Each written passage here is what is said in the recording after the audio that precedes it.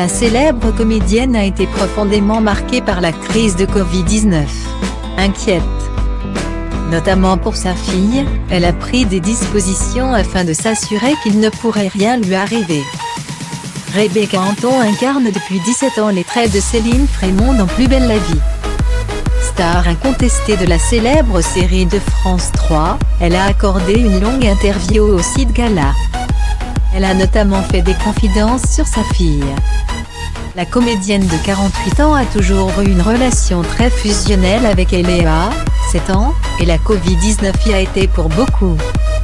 Parfois je travaille la diffusion, mais le confinement n'a pas aidé puisque je vis seule avec ma fille, a-t-elle expliqué.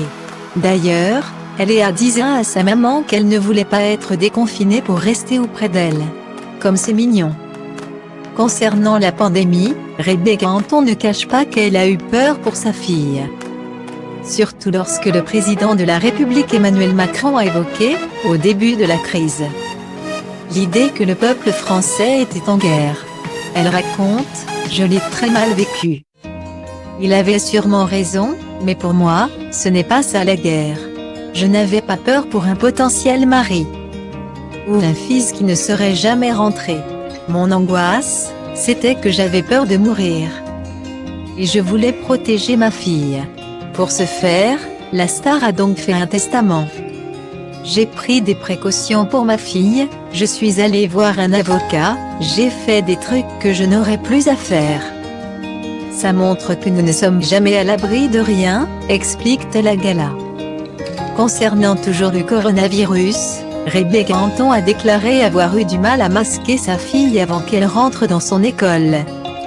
Eléa, elle, a mieux vécu les choses, ce qui a permis à sa célèbre maman d'en faire tout autant. Autre sujet abordé par Rebecca Anton, le bonheur de sa fille qui sait que, cet été, elle va pouvoir regarder Plus belle la vie pendant les vacances. Une grande première pour Eléa qui n'avait jusqu'ici vu que des petits bouts. Notamment l'intrigue sur la GPA, suivie avec ma maman, sa grand-mère. Une histoire qui a permis à la comédienne d'aborder le sujet avec son enfant. C'est important de comprendre qu'on peut aimer une personne et pas forcément quelqu'un du sexe opposé. Elle a posé plein de questions, d'autant plus qu'à l'école, elle avait 3 amoureuses et un amoureux. Et à ce jour, elle ne me parle pas d'amoureuse, mais du moment qu'elle est heureuse, tout me va, a-t-elle expliqué.